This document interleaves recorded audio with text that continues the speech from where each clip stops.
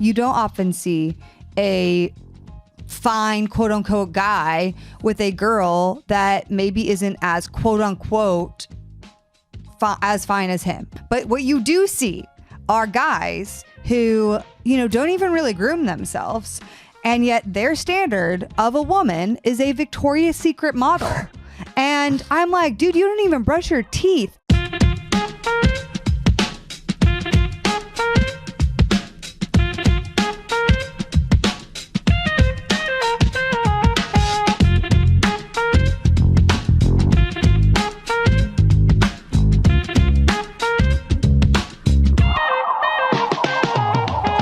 What's up, guys? It's Kait and JJ. And we're fired up today. Fired up. Oh, you're going there. This topic, we have been talking about it this whole week, and I'm going off on this podcast. Dude, no warm up, no conversation. You're just No, I mean, we're not going straight in. I'm just letting them know this is a big topic. Well, let's be more honest. Okay. You're pissed. I'm a little mad. Kay is not happy. I'm not happy. You're not happy either. I'm not happy either. We're not happy. But with each other, we are. But about this topic and something we recently heard, we're not happy. So buckle up, roll up your sleeves. We're talking about what if I'm not physically attracted to them today in our red flag series. And it's going to be a good one. We're going hard today, so buckle up. Whoa. Let's go. Whoa. All right, guys, before we get in, a few announcements. Patreon, we got some bonus episodes. If you want access to HODC 2023 content, if you want a discount to HODC Nash, if you want to hang out with us every single month on Patreon, because we're in there all the time, and you want to just support this podcast, please consider doing that. Going to patreon.com/Heart of Dating. We're at 85 now. We're growing. Listen, week by week, we're going to be building. We love our patrons. Thank you guys so much. Yes, thank you guys so much. Another update, HODC early bird tickets are live. They're on sale. So HODCNash.com. I've seen people in the Facebook group like, hey, y'all want to do like a singles getaway around Christmas or New Year's? And everyone's like, that's literally what we're doing. Yes, that's what we're doing at conference. So Nashville on New Year's Eve, you guys stay an extra night. That's going to be super fun. I've already seen a bunch of people booking Airbnbs and hotels. At our hotel, we have a hotel block for everyone. Hey, the tickets will sell out. Okay, they will. They did last year. They will again. Get your ticket early. Get it ideally an early bird. We're so pumped about it. All right, guys, before we dive in, we have a question from our patron, Ayana, and I love it. So let's hear the question. Hey, Kait and JJ. Thank you so much for everything that you do for the Heart of Dating community. So my question is, what do you do in a relationship when you have a certain level of relationship anxiety that you bring from your own trauma? And when is it clearly the relationship that is causing that anxiety to be increased? Like, what is the difference in understanding and identifying that? Because I have just encountered situations where it just makes me nervous that I'll push away the right guy because of my own anxiety. However, I'm thankful for the Lord's wisdom and counseling and all that stuff to process when that comes up. But I think that there's just an element that leaves me a little bit unsure of what does it actually look like to say, okay, this relationship is causing me anxiety, or okay, it's my trauma being flared that's causing me anxiety. And then how do you properly walk that out in a relationship? And, ultimately in the end of it too, just expressing your needs, etc. All right, Ayana, this is a great question. And I think you're also asking because you probably know that I went through this even dating JJ. Before we got engaged, I almost broke up with him. And I was struggling with anxiety. And I struggle with anxious attachment style, if you know anything about attachment theory. And so I will first say, unfortunately, there's no hard fast, this means this and this means this. The process of figuring out when it is your trauma anxiety or when this is not a safe relationship with you comes with learning how to trust yourself truly, healing through past trauma, and literally learning how to know the voice of the Holy Spirit. Those things all together help you determine, is this me or is this not safe for me because it's something to do with this person? And so here's some ways, I mean, with JJ, I didn't know for sure, right? And so I was like, okay, what's going on here? And I raised the things that were bringing me anxiety, and they were valid things. They were valid things in our relationship that were bringing me anxiety. And what I did with that is I checked in with my body. Is this more coming from my trauma, or is this more coming from JJ is not necessarily the right person for me? He's not a safe person for me. When I really checked in with that, I noticed some of it was me, but some of it was truly valid things in our relationship. And so what I did from that point is then I took it to counsel. I prayed about it. And ultimately what the Lord revealed to me is that the things that were bringing me anxiety about JJ, they were things to do with him, being like type B and more distracted and less organized than I was. And I had fears around that. And those things I had to ultimately say to myself, they may not change, but the Lord revealed to me that the ways he is different from me actually are things that I need to help refine me and challenge me. And so it's really, really hard in this process of discernment when you have anxiety, but that's why you need a system of other people and wise counsel. That's why you should consistently be getting healing and going to see your therapist. And that's why you should also be building a relationship with the Holy Spirit, of knowing when the Holy Spirit is clearly speaking to you versus just trying to rely on when is the Holy Spirit speaking to me in a moment of anxiety. So I hope that helps you a bit. All right, let's get into this crazy episode. Are you ready? Let's do it. Man.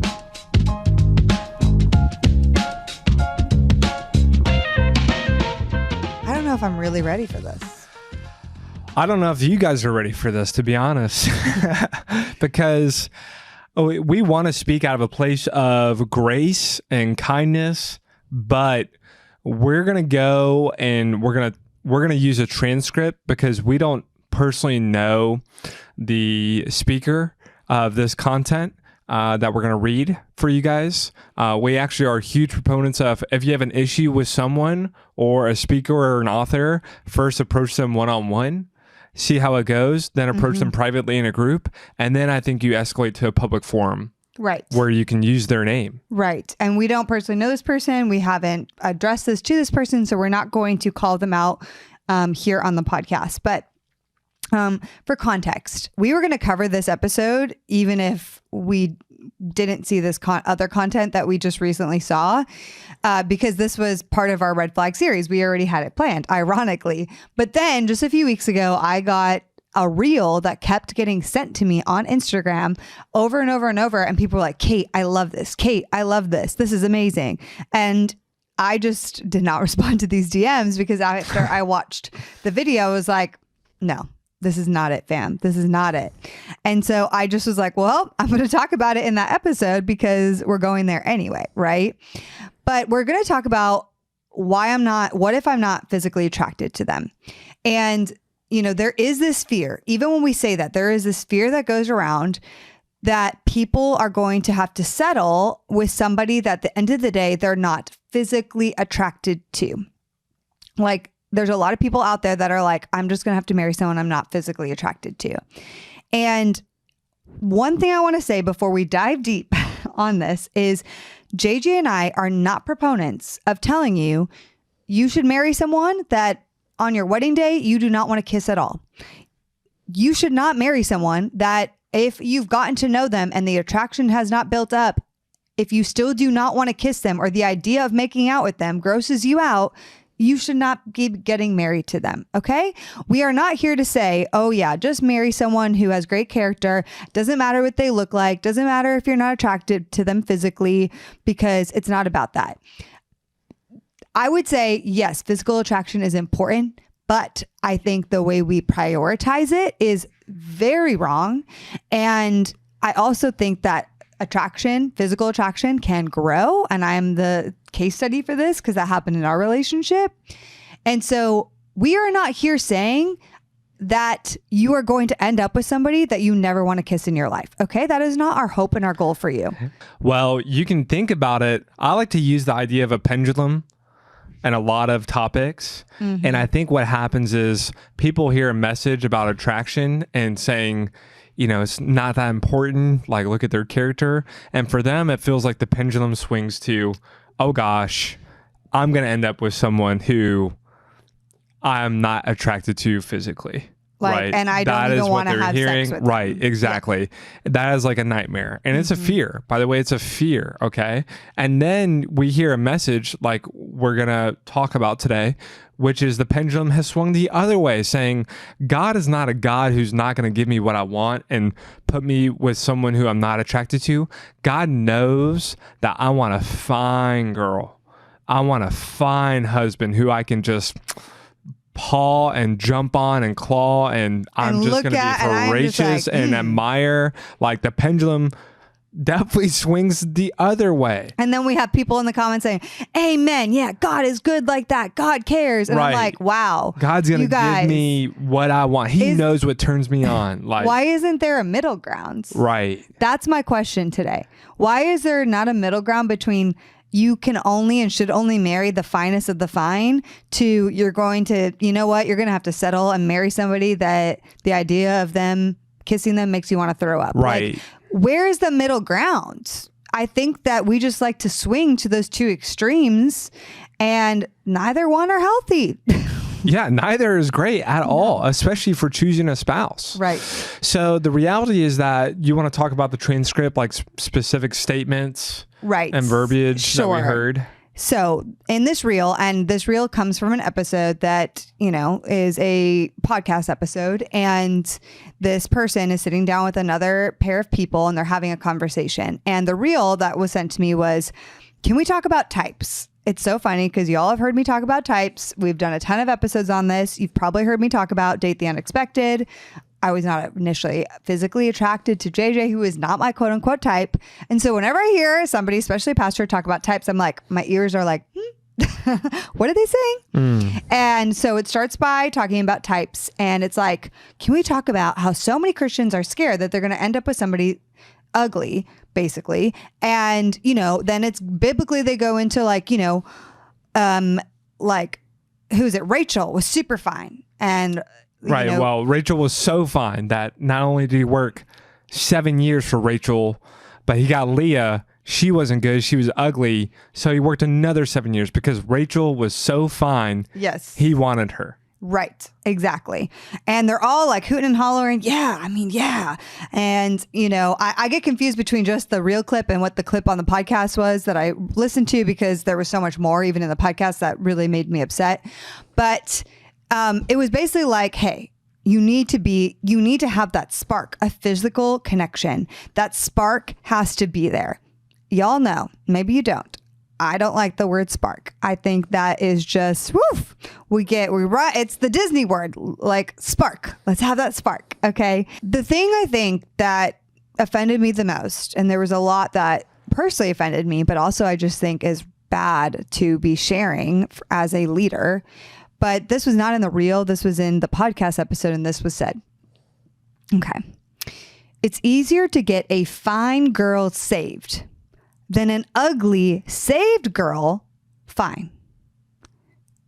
Whoa. Did y'all hear that? And they're literally clapping like, yeah, that's so right. And I'm like, I'm literally on the other end being like, yuck. Is that what we're saying as leaders? Is that literally what we're going to emphasize right now? Babe, do you want to say anything? Because I'm upset. I'm starting to sweat. I'm starting to sweat. I mean, could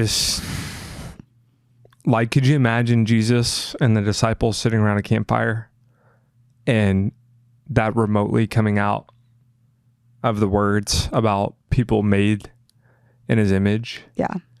And talking about his creation and even using the words like fine or ugly to describe people. Mm-hmm. Right. I it's not even on my compass. Like, I just think as believers, if you've never studied what made in God's image means and the value and weight it holds, like as Christians, we should be the leaders of, I do not care what this person looks like. I don't care.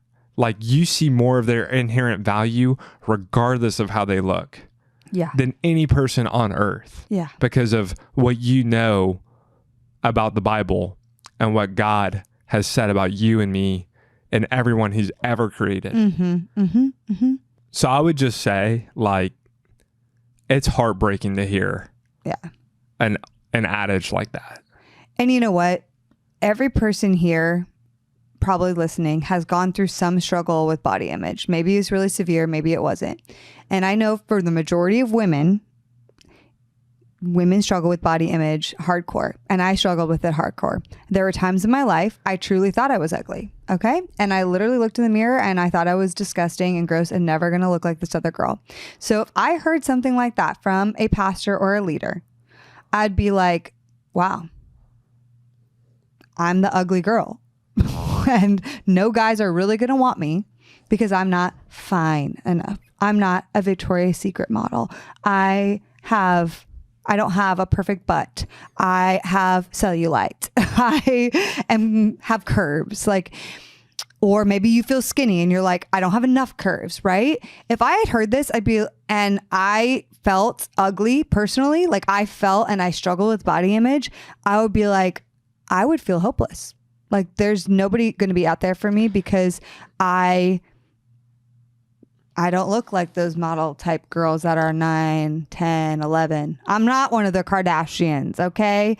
And this is where, like, it's so bad because there are many people that struggle with what they look like. And I don't know, and I'm not here to say whether they are objectively beautiful or not. Like, that is very subjective based on every different person. But there are many people who don't feel that beautiful. And this kind of message is saying to them, you're never going to find someone that really loves you because you're not fine enough. Yeah. And if you actually think about it, I was thinking as you're talking, like, you would never hear something like, it's easier to get a fine man saved than an ugly man. Right. Fine. Exactly. Ugly. Like, the whole entire adage in itself at its core for me is just super, like, boys' locker room, like immature and totally, like, gross in the sense of how just dehumanizing it is. Like, it is so 100%. Sexually objectifying to a female made in God's image. And so that's where I'm like. And can I say something? Sure.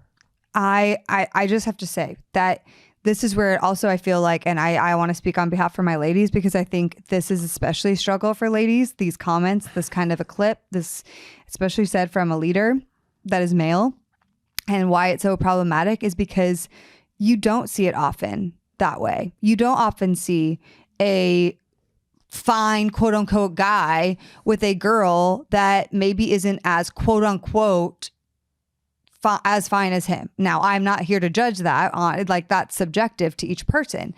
But what you do see are guys who, don't even really groom themselves. And yet their standard of a woman is a Victoria's Secret model. And I'm like, dude, you don't even brush your teeth and you are wanting Kim Kardashian style girl that happens to love the Bible. And you actually do see some of those guys end up with girls like that, but you rarely see it happen the opposite way. And that's why it gets me that extra PO'd that this was coming from a man, right?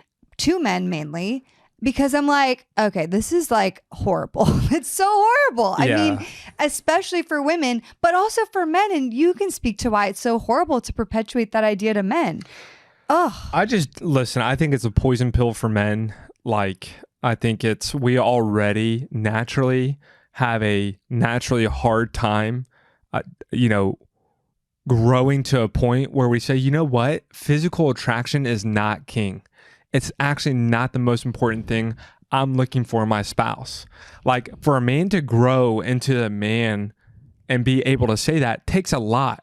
So I feel like it's taking 10 steps backwards for a guy and to teach from any kind of platform to say, you want them to be fine. Like you want to be all over them. Like they should, when you see them for the first time, you should be turned on like a light bulb, like right? You can't like help but barking look and double woofing at take. them. Like that's the last thing a guy needs to hear when he is looking for a spouse. Because it also continues to perpetuate that whole thing, which we talked about on the last season, the sex season, that men are more visually wired than women and that men can't control themselves. Yeah. Which go listen to where we covered that. Physiologically, like men are more visually wired than women. Like this is a proven fact.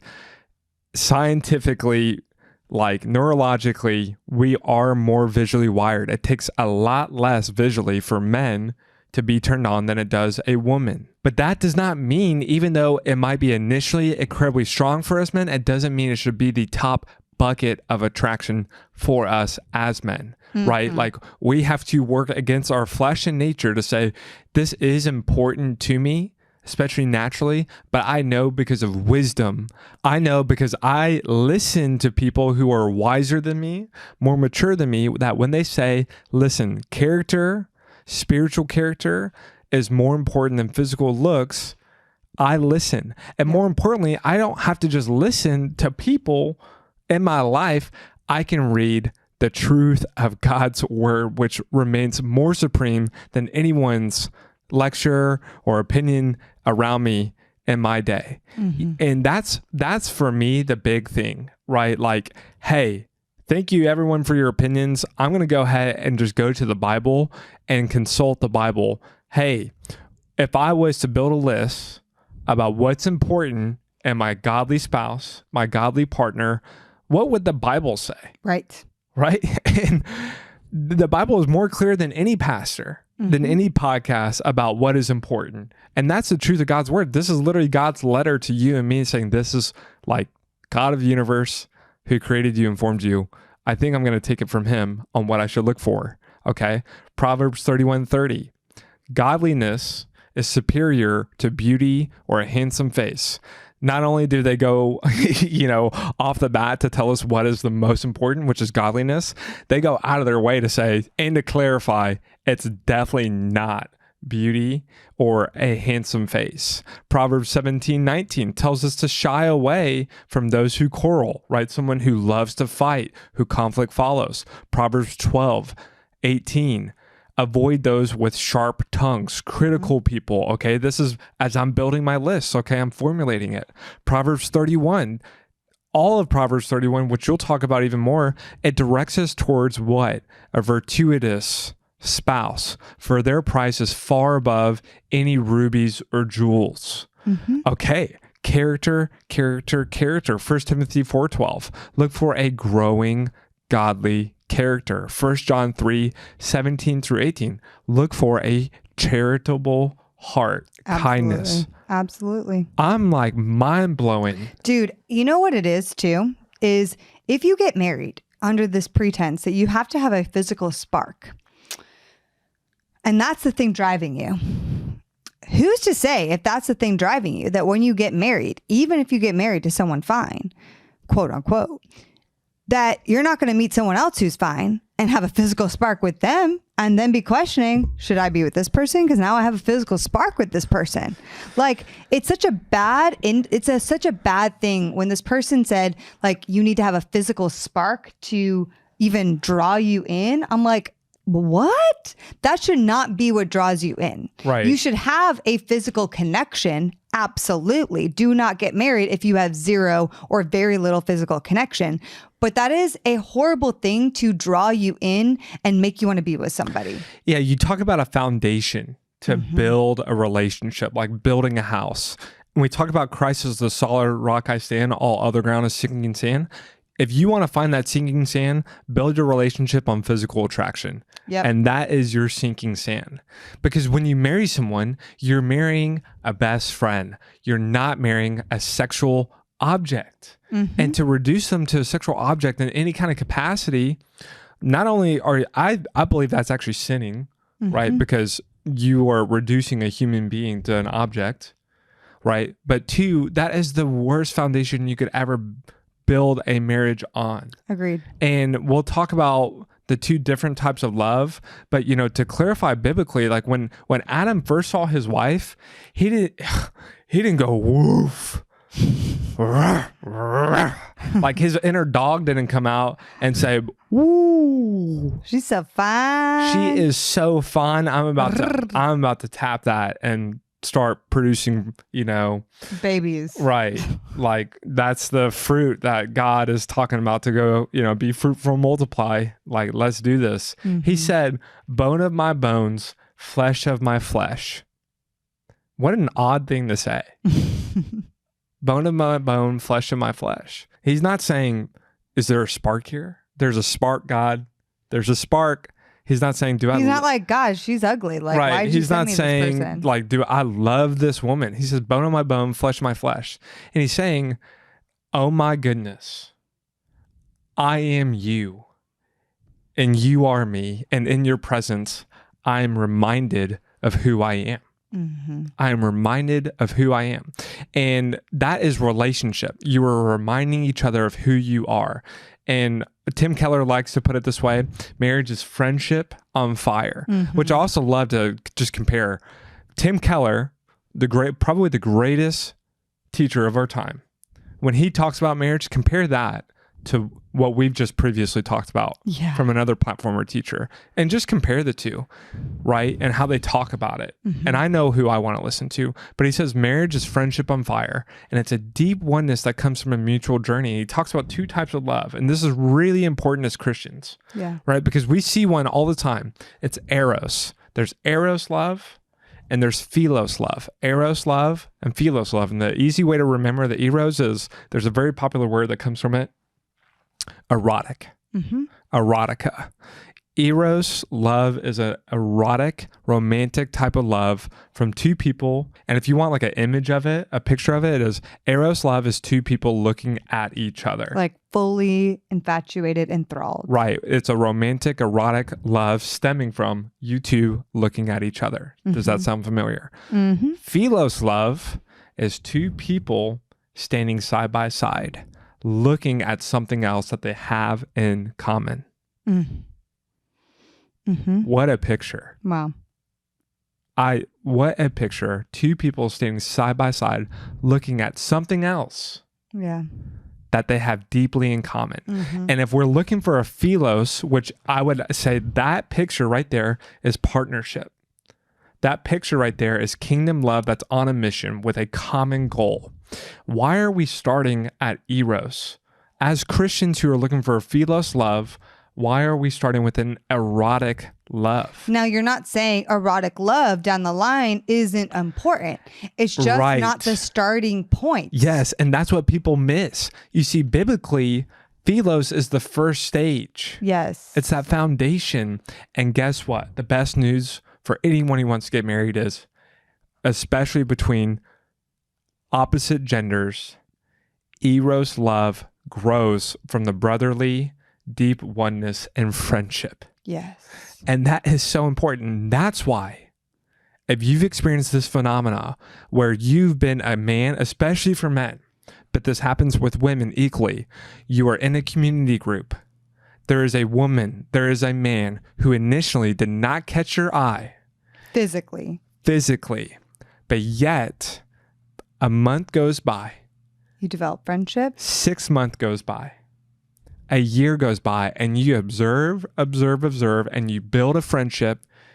You finally start feeling a romantic attraction. Yes. And you look at your friend and you say, Hallelujah. I can't explain this, but that girl who I was not initially attracted to, who I wrote off based on her face and how she looks, I can't explain it, but I've just seen her character. I've seen the way that she pursues and loves Jesus. Mm-hmm. I've seen the way that she's just so selfless and caring. I know she might not be the most beautiful one in the room, but she's beautiful to me. Absolutely. And she's deeply beautiful. Like, I am romantically attracted to her and turned on. Yeah. I love that he also said, you told me this through one of his sermons, that he married a couple. And he said he was so upset because the best man for the guy was a woman. And he was like, it made me so upset. Not that there was a woman on the groom's side, not that he had a woman that was a friend, that he wasn't marrying that woman who was his best friend. Say that last part again, yeah. He wasn't marrying this woman that was his best friend. Instead, he was marrying this other woman, mainly because of physicality and physical interest and sexual interest. And he was like, he's missing it entirely. It's why, like, if you have a best friend of the opposite gender or a good friend of the opposite gender, that is the perfect candidate to pursue romantically. Yeah. And you need to get over yourself by thinking they're not a 10 out of 10. Dude, chill. Yeah. Like, you have it backwards. Right. Well, he also in that same sermon goes, I have a bone to pick with singles because you guys will walk into a room. There's 20 singles of the opposite sex, and off the bat, you are writing off 17 out of 20. Yeah. Based off looks and gambling that those 3 could be a great fit for you. And he goes, the reality is that there was probably someone in that 17 who would have been best friend material.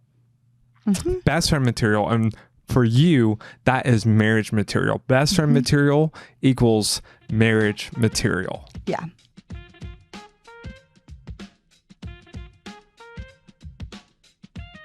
All right, guys. So I know it's difficult to challenge yourself when it comes to physical attraction.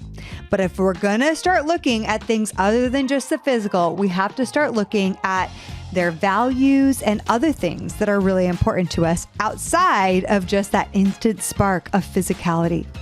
So I actually today want to recommend a Christian dating app named Salt. Salt gives you an amazing snapshot of who someone is to make sure that you're meeting people who share your values and who is working toward being the person that God has made them to be. You have to answer very specific questions about your faith when you join the Salt app, and you fill out all the different things on there, which allows you to match people based on some of your shared values. So some things that are really important to me when I'm not just dating my physical type are ambition, goals. Are they trustworthy? Are they growth-minded? Are they emotionally mature? So these are really important things that I looked for when I was dating someone. And those kinds of things are what you can see highlighted on the Salt app. I also want to tell you about this amazing new community feature that they have. It's an audio community feature that has been live for a few months. And in fact, JJ and I have actually been on there now twice. It's called The Table. On The Table, you can listen and discuss with other singles about various topics, from faith and dating to business, Marvel films, all sorts of things. We talked about types of attraction, and then we also talked about preparing for sex as a single in our second table conversation. So that's another free and fun way to meet people. The best part of all of this is that we have negotiated a unique code with Salt to get you guys 3 months of free premium. All you have to do is search the app or Play Store for Salt Christian Dating. And once you set up an account, you can use the code HOD for 3 months of free premium. This is only in the US and Canada and only available for those who have never tried premium before. So what are you waiting for? Give Salt a try and use the code HOD for 3 months of free premium. Yay!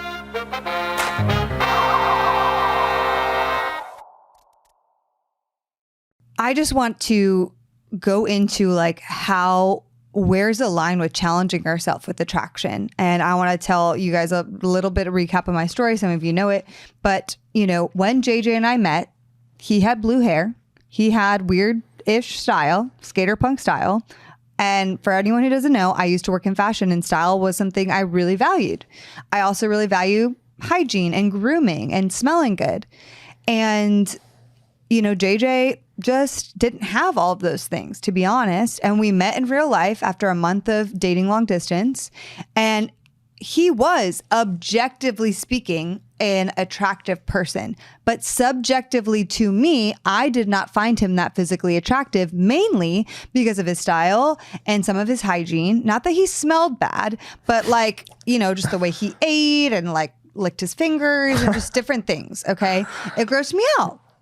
Now I will tell you, if there probably would have been a line if JJ smelled like awful rotten BO and had the worst breath that I've ever smelled in my life, I don't think it would have gone any further. That'd be tough. But you're saying like, and so I'm not, I want people to know that because right. there is a line. But what you're course. saying is subjectively, you were not attracted to me physically, and you were actually even grossed out by me to a degree. To a degree. When we first met and went on first dates. Yes. And there were moments, though, I would have connection and emotionally it would feel great. And I'm like kind of flirting with him. And I'm finding myself like, oh, I'm drawn to him in other ways. Because let's not forget, attraction has many different capacities, not just physical. And I found that those areas were developing and there was connection there. But then when he left, I was like so hung up on the physical. And I was like, I don't know. Because I was not your type. I was not any in kind of capacity. My physical type especially. Like you would not have looked at me and been like, and let's say lifestyle type. He like is you, so fine and handsome. You loved football and I didn't like football. But to clarify. Yeah.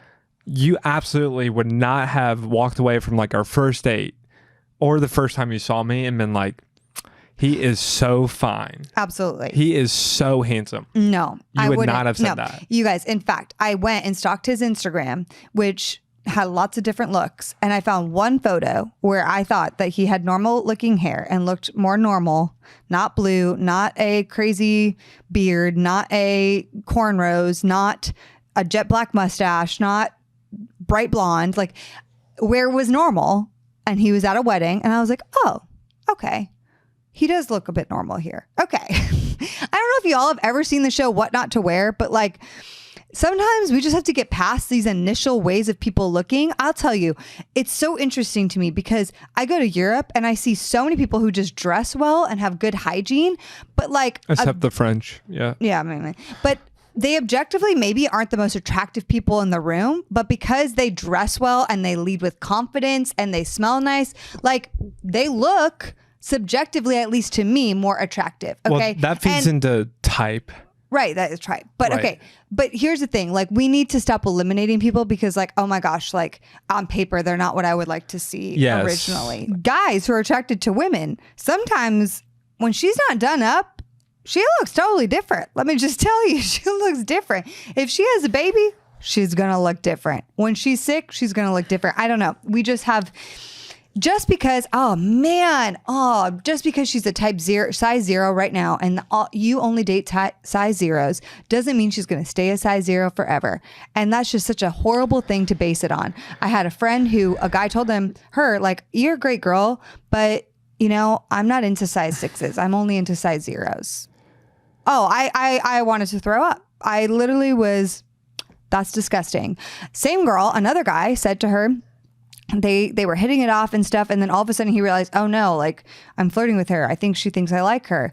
And he literally went up to her and said something along the lines of, I could want this, but I don't. And then literally proceeded to go up to another girl who was like, quote unquote, very attractive and flirt with her and give her his number right in front of this girl. And these are Christian men. Okay. I actually know one of these guys. I found out. I was like, I know that guy. This is horrible that we are leading this way. So, or like leading and allowing ourselves only to date people where there is like that level of spark and physicality. And well, to clarify, like that is deeply disappointing. It's horrendous. It's deeply disappointing. Mm-hmm. But a guy like that, if he's listening, like shaming him into changing his type and preference.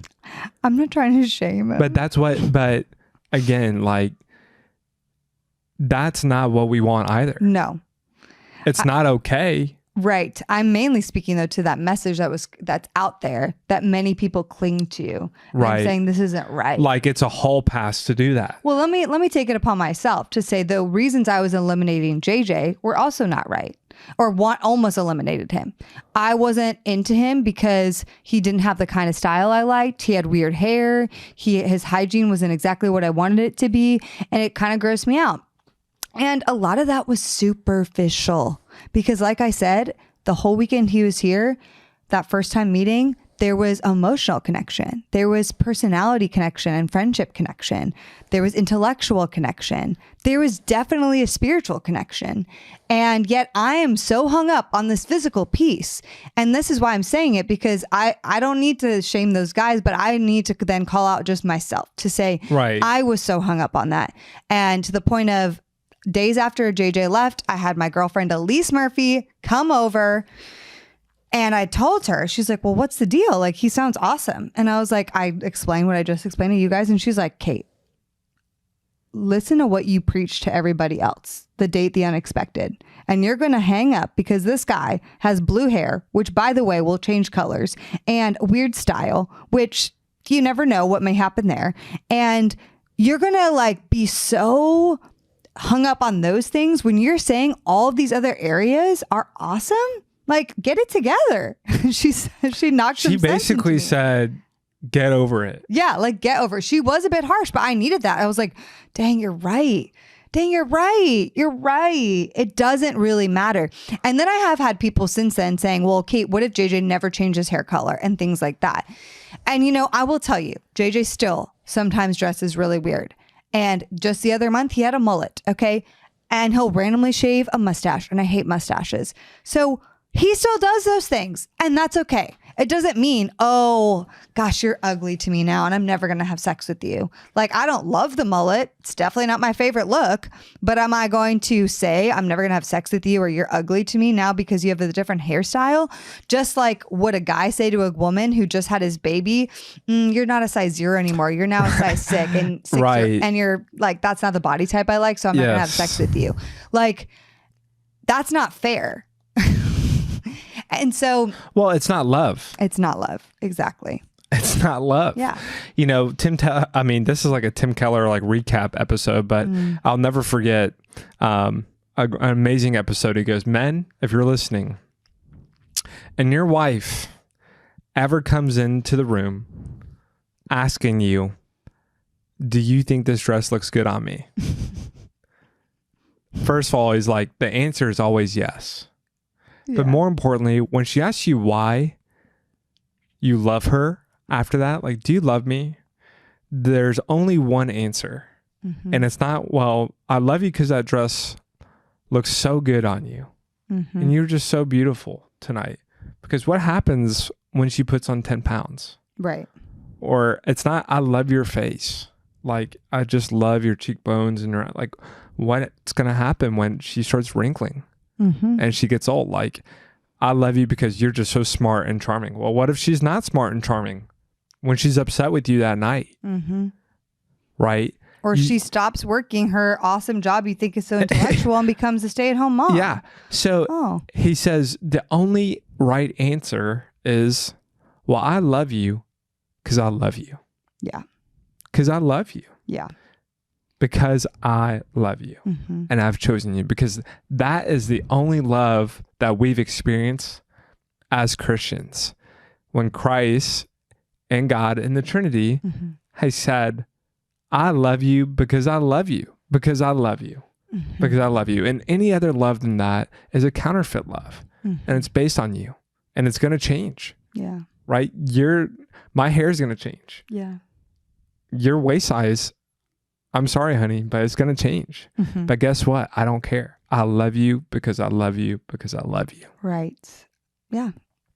One of my favorite stories is the story of Catherine Wolfe. If you know, she was like a beautiful model, and her husband were married, and she had a sudden accident, and I think it was a stroke. And now, like, half of her face is paralyzed. She's in a wheelchair, and she looks completely different. And now he has to literally help her every day of her life with certain things.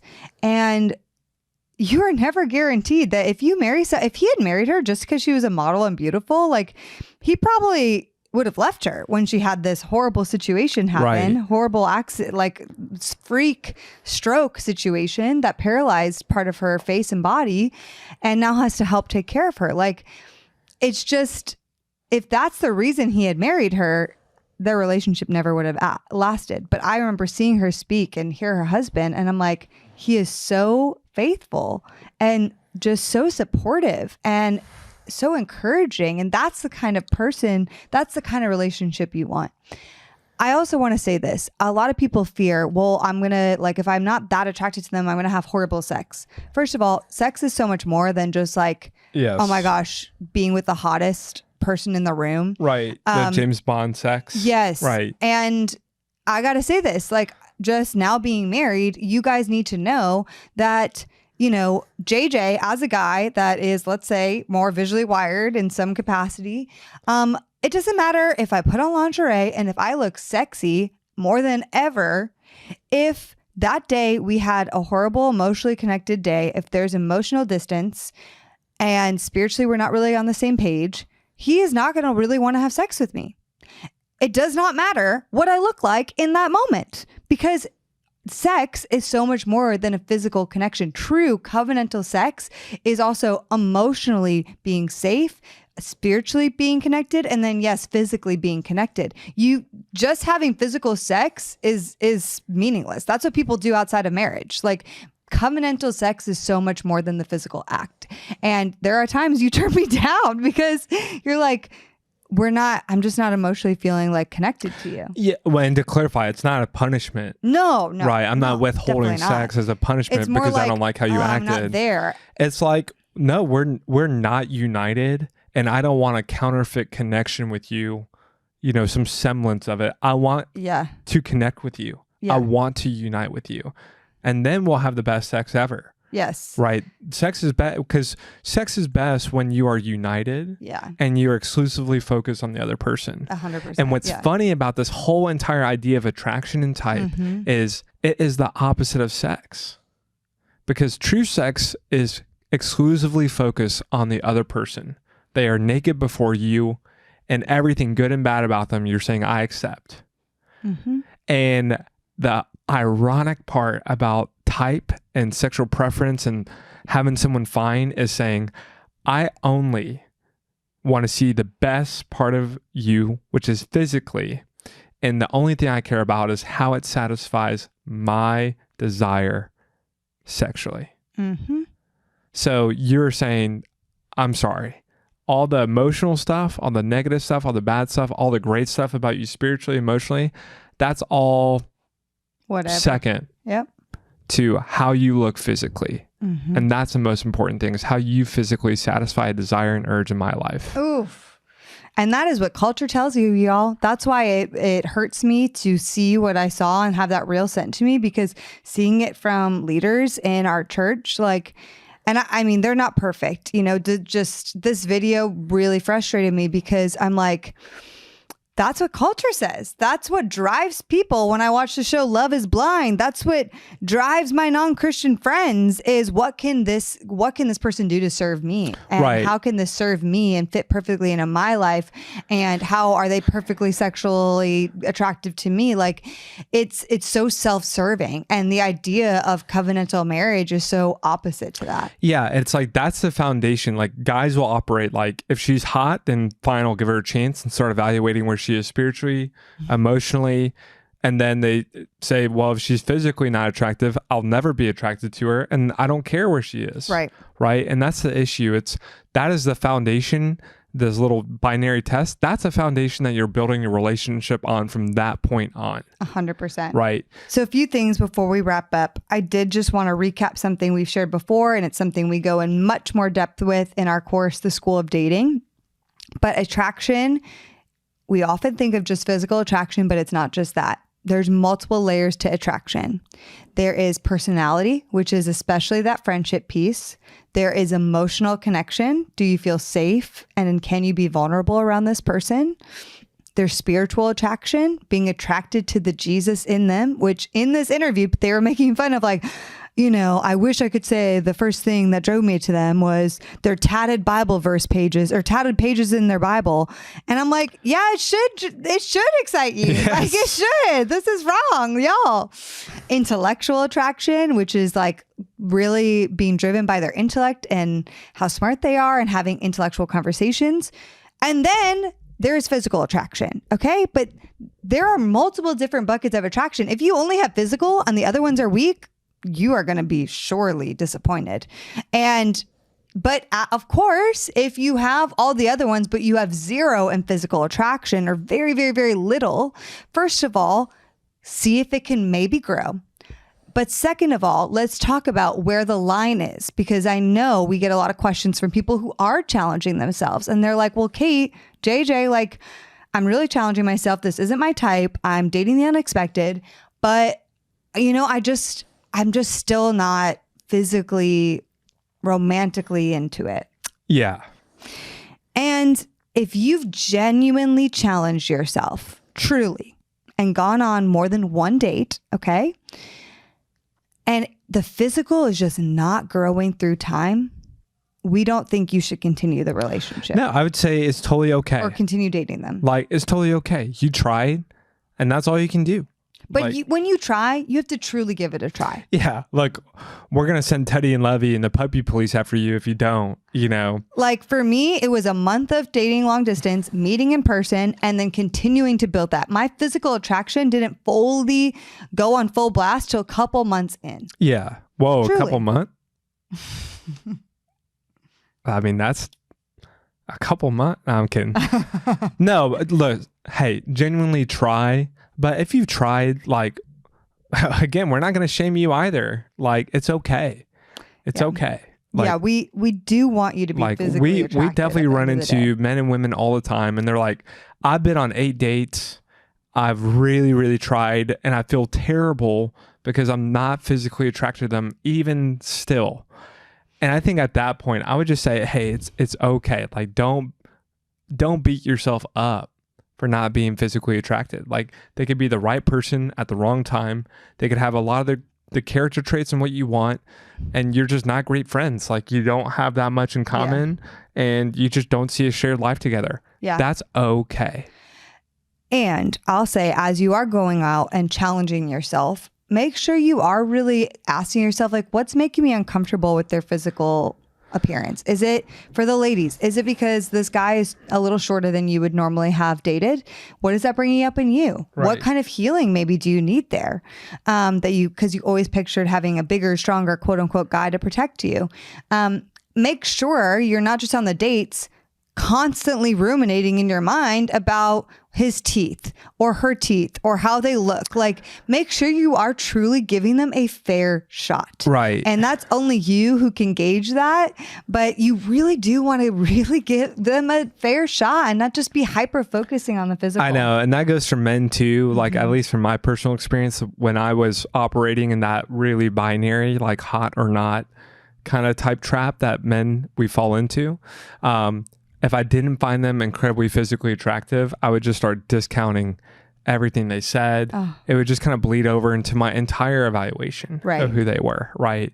And so I think, like, the pendulum, God, please don't give me someone who I'm just not attracted to. And God, like, give me someone as fine as wine that, I can just,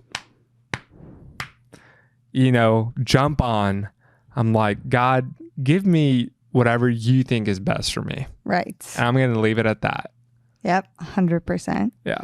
Probably the conclusion here that I would say is marriage is not romance and eros love garnished with friendship.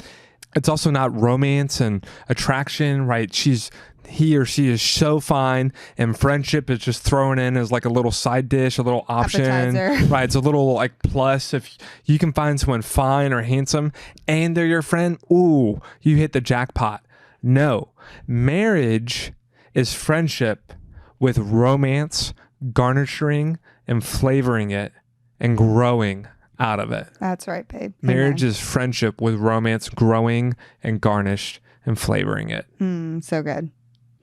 All right, babe. So this is a heavier episode. So shall we end on like a lighter, fun note? Yes. What do you got for me? Well, speaking of type and attraction, would you have dated me if I was shorter than you? That's a great question. Yeah, I would have. And here's the deal. Would that have been hard for you? No, because I had worked through that previously. Oh, okay. I had dated a lot of guys that were my height and or shorter. Most of the guys I dated were. Oh, wait, you You're saying most of the guys you dated were shorter than you? They were both very skinny often and either my height or sometimes shorter. Or maybe like 1 inch taller. Wait, so... You were the tallest guy, one of the tallest guys I ever dated. But, okay, well, I have a question. Yeah. How short would be too short? I can't really speak to that, because I don't know. And I would say that, here's the thing though. I didn't know how tall you were. We started dating long distance. I never asked you your height. We didn't meet on a dating app, so there was no height listed. We got, we met on that Zoom call and we started talking and FaceTiming, but I looked at some of your photos, but I still didn't know how tall you were. And so even when you were coming to visit me, I was like, it crossed my mind when I was meeting you. I'm like, oh my gosh, I don't even know how tall he is. Like, what if he's like super short? I have no idea. Like, I didn't even think about that. And so I don't know what would have been like my limit. I don't know. Like, honestly, I had dated so many guys that were quote unquote short. I'm 5'7", so short meaning like actually an average height, but they were shorter than me, or an average height, like my same height. And so I don't think it would have been that big of a deal because I had worked through that. Okay. What if I had chronically bad breath? I couldn't do it. Really?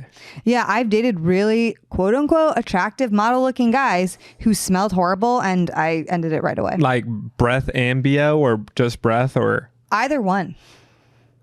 I'm very sensitive to smell. And I was actually shocked you didn't have bad breath and that you didn't smell bad because of many things. Would you have said? I can't do it. Really? Truly, yeah. But what about like for me? Now here's the thing. No. I'm not done. Hold on. No. Would you not have like given me like, hey, I really like you, but this really stinks. No pun intended. Have you ever tried a stronger deodorant or like mouthwash? Sure. Yes. Would you have given me that? I would have given you the chance. However, here's the deal. You, for example, don't really care about smell. And like, even when I kind of smell, like you don't really smell it and it doesn't really bother you. Well, I smelled you this morning. Okay. But most of the time, you know what I'm saying? And that was... So somebody like you doesn't really care as much versus for me, like I hyper care. I walk into a room, I smell BO at all. Like I almost have to walk out. Okay. Or I have to like be sniffing a candle. But it is very hard for me. I have a gag reflex. But if you saw enough in me, like emotionally, spiritually, would you have been like, I want to give this guy a chance, and as like a Hail Mary, I'm going to just let him know? Honestly, like you have nothing to lose. Yes, sure. And you're setting me up for success in the future. Yes, possibly. I could have asked you or seen, and I even did that with your style. Like, so I'm willing to give people a shot, but I'm telling you, if that thing did not change, for me, I couldn't have done it. Oh, but if it didn't change after, like, if it was the other way, I would have been like, Kate, like, I'm crazy about you. I want to date you. Deal. But then I'm not done. I'll be like, but your breath smells so bad. And like, first of all, have you gotten this feedback before? Or two, like, are you doing anything currently? And if not, would you be willing to like medically address this? Like, do you have like a rotten tooth in there? Yeah, no, I completely would appreciate that. And yeah, because I feel for people. Some people do struggle with this. And BO, chronic BO, or like actually bad breath. There's like things that happen where you can't control how bad your breath is. And I totally feel for those people. I think there is, yes, that you should be open. I think for different people, like for me, that's like a gag factor. It's not like like an objectifying of you. Cause like, I don't care if you're David Beckham. If you smell like a butthole and your breath smells like throw up at all times, I don't care if you're the most quote unquote attractive man on the planet and a really sweet guy. At the end of the day, I'm probably not going to want to have sex with you. Like, do you see what I'm saying? Yes, I do. It has nothing to do with being objectifying of the person's physicality. It's like, it's just like these are deal breakers for you. Yes. you that can't. long term, if that thing didn't Right. change, It's not I solvable. couldn't personally. Yeah. Like if you had hot dogs for fingers, I don't know if I could do it. I like my hot dog fingers. No, seriously, if you had hot dogs for all 10 fingers and they're like finger sized What hot if I had a third boob? I mean, I think the guy in me is like, the more the merrier. The more the better, right? I think that's what the guy in me says. Okay. But what if I had dark hair on my chest? are we talking like my hairy chest like on your you? hairy chest on me. Oh gosh. Like I'm talking like a thick, almost blanket level. Like what I have. Yeah, exactly. Like an Italian man. If you had the chest hair of an Italian man on your chest. Yeah. I don't think I could do that. But what if I got it waxed or lasered? But is there still like that stubble? If I got it lasered, it would eventually I'm go sorry. I just, without being graphic, I don't think I could do that. Okay, what if I had a Cheeto dust? Like, Cheetos, like Cheeto dust on my hands at all times.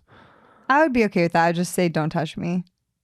You'd be okay with that? Yeah, just like, don't touch me. Let me give you a massage, babe. Or wear gloves. We could wear gloves. Okay. Yeah. That's so funny. I have a question. What if it was into Disney? Would that have been a red flag? I dated lots of guys who were into Disney. Dude, that's such a red flag for me. I Dating a think guy it's who's into great Disney. if they're into Disney. No, that would be a big red flag for me. If you met a guy who was into Taylor Swift and Disney, you wouldn't be concerned.